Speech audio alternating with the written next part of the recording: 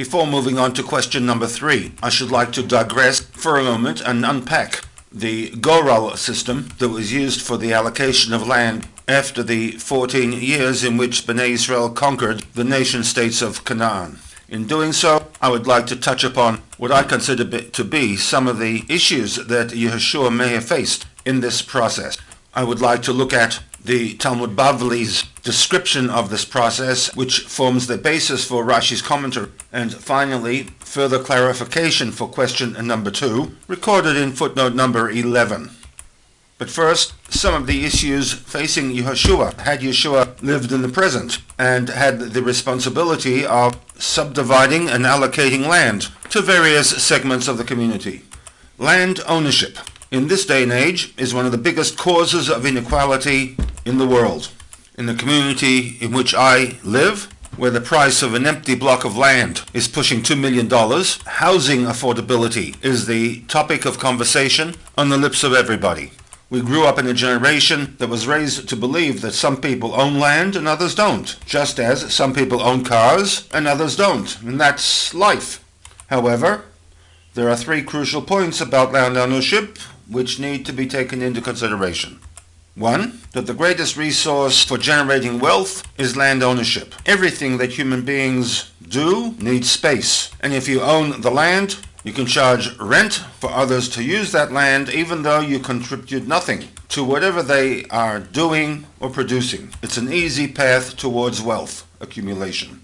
Secondly, historically, the only way anyone ever owned a piece of land was to put a stake in the ground, claim it was theirs, and threaten to kill anybody who said otherwise. And thirdly, the descendants of people who took the land via inheritance are afforded a great privilege in life, while the rest of us have to struggle on and pay rent to these landowners. And this injustice is being sustained from generation to generation. Some countries have instituted an inheritance tax that attempts to retain somewhat of a level playing field. But in most situations, the very wealthy families stay wealthy, leaving everybody else to struggle along, to put bread and butter on the table. Land is the ultimate resource. Without it, we can do nothing. Those who own it have great privilege over the rest of the population. Corruption is the use of powers by government officials for illegitimate private gain. And in most, if not all, countries throughout the entire world, corruption is alive and well, in one form or another, where those who are in power control the allocation and the use of the limited land resources that are available for use by the population.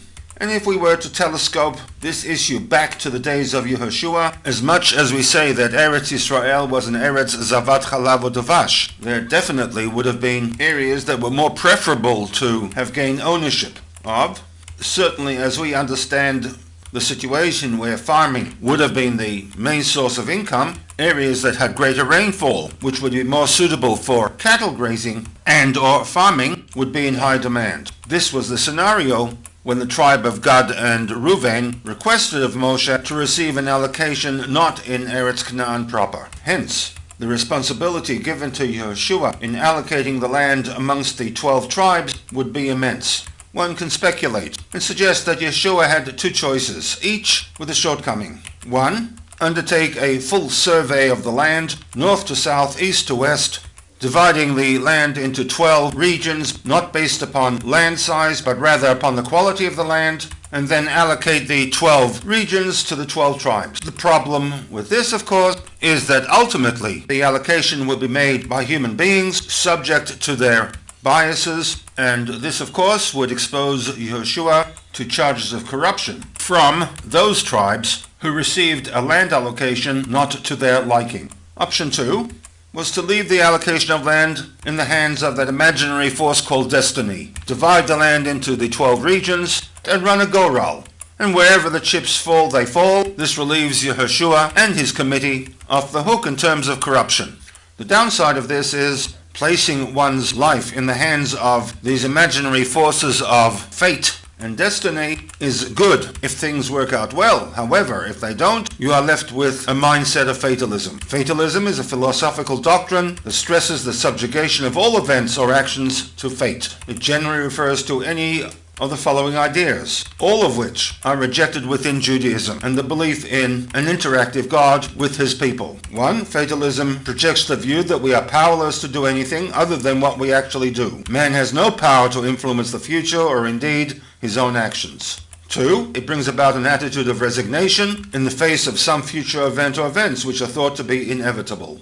And thirdly, it engenders a belief in defeatism, the acceptance of what is, rather than fighting to improve one's lot and rise above one's troubles. On account of the shortcomings inherent in the two options available to Yehoshua, one can speculate that he was provided with a third option, the introduction of a metaphysical force, a Ruach HaKodesh, into the Goral system, thereby relieving Yehoshua of the possible charge of corruption. And secondly, and this is where religion plays a useful role in responding to the inevitable problems that everybody faces sometime throughout their life, and that is a belief that all that happens is preordained by HaKadosh Baruch Hu, and the corollary of this is that God would not want the destruction and the hurt of man, and therefore one has the abilities to overcome one's challenges and hurdles in life.